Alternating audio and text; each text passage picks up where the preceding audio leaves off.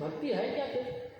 हनुमान जी सुंदरकांड में, नाथ भगति अति सुखदायनी, आपको जो भक्ति है ना अत्यंत सुख देने वाली है, तो क्या करो, देहु कृपा करी अन्न पायनी, हे प्रभु मुझे अन्न पायनी भक्ति दे दो।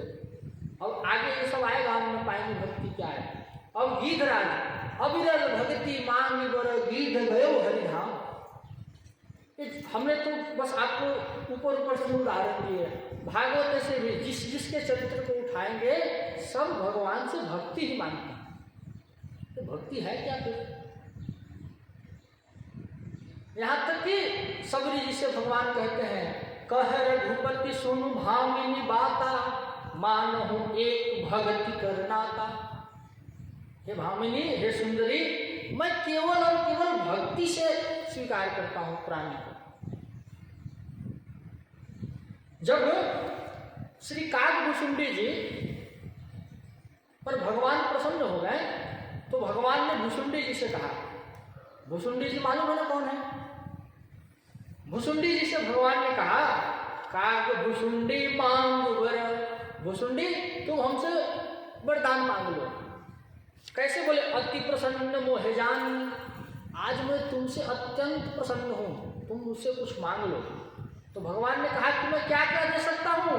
बोले, अनिमादित सिद्धि अपर रिद्धि मोक्ष सकल सुख खानी, मैं तुमको 8 सिद्धियाँ दे रहा हूँ। भगवान कहते हैं 8 सिद्धियाँ, हनुमान जी अष्ट सिद्धियों के दाता हैं, अष्ट सिद्धि 9 निधि के दाता। अष्ट सिद्धियाँ क्या क्या होती? बोले, अनिमा महिमा गरिमा लघिमा प्राप्ति पराक्रम ईशित वसित, ये 8 सिद्धियाँ हैं। अनिमा मतलब छोटा हो जाएंगे, वैसी सिद्धि आपके पास आ जाएगी। अनिमा महिमा मतलब आप एकदम विकराल हो जाएंगे। इन सब सिद्धियों के अलग अलग महत्व है। और क्या दूंगा? बोले, तुमको रिद्धि भी दे दूंगा, और भी जो अष्ट सिद्धियाँ हो गई, रिद्धि भी ले लो, यहाँ तक कि तुम मोक्ष ले लो हमसे। और क्या दूंगा? बोले, ज्ञान ले लो हमसे, ज्ञान विवेक विरति विज्ञाना, मुनि दुर्लभ गुण जे जग जाना, आज देव सब संशय नाही। भगवान ने कहा कि तुम इतना सब हमसे ले लो। लेकिन भूषुंडी जी मन में विचार करते हैं, भूषुंडी जी सोचते हैं, प्रभु कहते न सकल सुख सही, भगवान ने तो सब देने को कहा, लेकिन भक्ति आपनी देने न कही। लेकिन भगवान ने अपनी भक्ति तो देने को कहा नहीं, भगवान सब दे रहे हैं, लेकिन भगवान ने भक्ति तक का नाम भी नहीं लिया। भगवान ने कहा नहीं कि तुम भक्ति ले लो। तो भूषुंडी जी विचार करते हैं कि भक्ति के बिना प्राणी कैसे है? जैसे लवण बिना बहु व्यंजन, जैसे नमक के बिना रसोई। समझ गए? भजन का क्या महत्व है? जितना महत्व रसोई में आपके नमक का होता है। आपके रसोई में सब चीज बना हुआ है, लेकिन एक नमक नहीं है, तो कैसा होगा? बेस्वाद हो जाएगा। ठीक उसी तरह से जीवन में सब कुछ आ जाएगा, सुख संपत्ति परिवार धन दौलत वैभव यश कीर्ति सब आ जाएगा, लेकिन अगर उसमें भक्ति नहीं आई तो कैसे होगा? जैसे नमक के बिना आपका रसोई बना हुआ है। और फिर भूषुंडी जी क्या कहते हैं कि भजन हीन सुख कौने उकाजा, भजन के बिना कोई सुख नहीं है। इसीलिए भगवान से कहते हैं कि हे प्रभु, आप मुझे अपनी भक्ति दो, मुझे आपकी ये अष्ट सिद्धि 9 निधियां ज्ञान वैराग्य सब नहीं चाहिए, मुझे आपकी भक्ति चाहिए। तो भगवान ने पूछा कि तुम भक्ति क्यों मांग रहे हो? तुम भक्ति क्यों मांग रहे हो? तो भूषुंडी जी कहते हैं कि प्रभु, क्योंकि आप उसी को स्वीकार करते हो जिसमें आपकी भक्ति होती है। और भगवान यहाँ पर स्वयं कह रहे हैं, भगवान स्वयं कह रहे हैं कि देखो, मुझे सबसे अधिक प्रिय कौन है? सबसे अधिक प्रिय कौन है? तो भगवान कहते हैं कि वैसे तो सब मुझे प्रिय है, सब मम प्रिय सब मम उपजाए, क्योंकि इन सबको प्रकट मैंने ही किया है, तो सब मुझे ही प्रिय है। लेकिन इन सब में मुझे तीनमः द्विज, मुझे ब्राह्मण प्रिय है।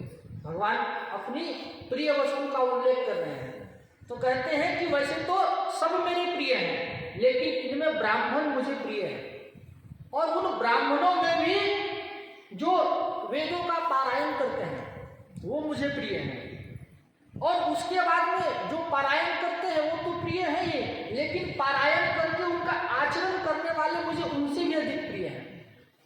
समझ रहे ना? जो और उसके बाद में जो उसका आचरण करके जो विरक्त हो गया वो मुझे और प्रिय है, और फिर एक विरक्त होकर हमारी लीलाओं को अनुभव कर रहा है, मतलब जो भक्ति के डिग्री में आ गया वो मुझे इन सब भी प्रिय है। और इन सब को छोड़कर जो केवल मेरा दास हो गया, जो मेरी भक्ति करने लगा, वो सब से मुझे प्रिय है। पुनि पुनि सत्य कहूँ तो ही पाही, मोहि सेवक सब प्रिय को नाही। जो मेरा सेवक हो गया उससे प्रिय मुझे इस संसार में कोई नहीं। तो वसुंडी जी ने पूछा कि ये बात कुछ हजम नहीं हुई।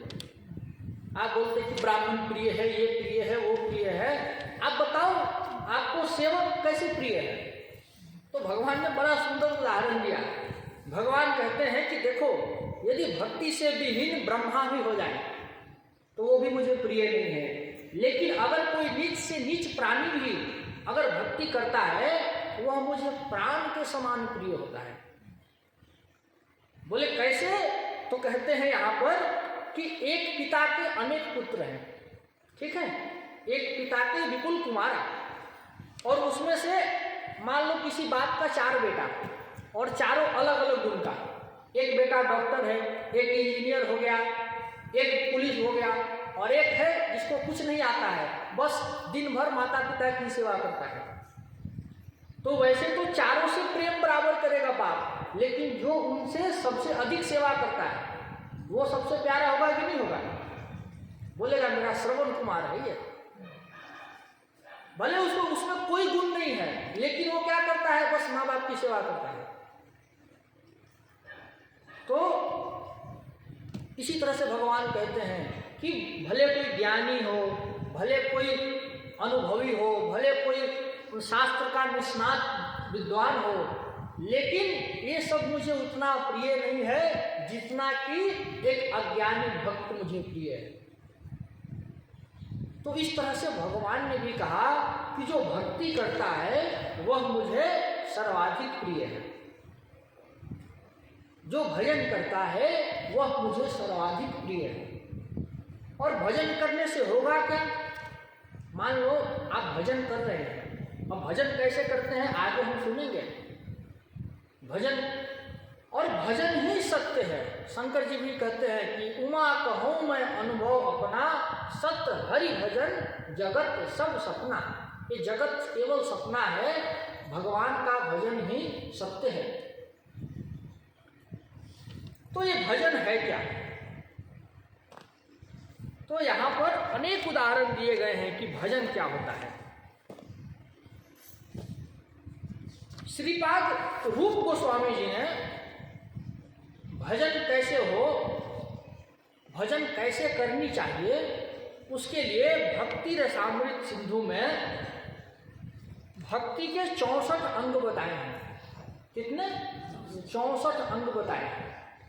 बोले यदि आप इन 64 क्रियाओं को करते हैं तो समझिए कि आप भजन कर रहे हैं, और यदि आप इन सब क्रियाओं को नहीं करते, कुछ क्रियाएं छूट जा रही हैं, तो समझिए आपका भजन में कुछ न कुछ छूट रहा है। भक्ति में 32 सेवा अपराध बताए गए हैं, ठीक ना? भक्ति में 10 सेवा अपराध बताए गए हैं भजन में, और 64 इसके अंग बताए गए हैं। हम हो सकता है हम बाल्टी में पानी भर रहे हो और हमारा बाल्टी नीचे से छेद हो बाल्टी में, तो क्या होगा? पानी तो भर रहा है ऊपर से, लेकिन नीचे से पानी निकल भी रहा है। तो हम पानी भरने वाले 64 अंग हैं, और नीचे से जो निकल रहा है वो 32 सेवा अपराध है। तो सबसे पहले यहाँ पर भक्ति की शुरुआत कैसे होती है? मान लो कोई नया साधक है और वो भक्ति के मार्ग पर आना चाहता है, तो शुरुआत कैसे हो? तो श्रीपाद रूप गोस्वामी कहते हैं कि सबसे पहले उसके अंतर में श्रद्धा होना चाहिए। श्रद्धा होना चाहिए किस पर? बोले अश्रद्धा की परिभाषा क्या है? बोले वेद गुरु वाक्येषु विश्वास। वेद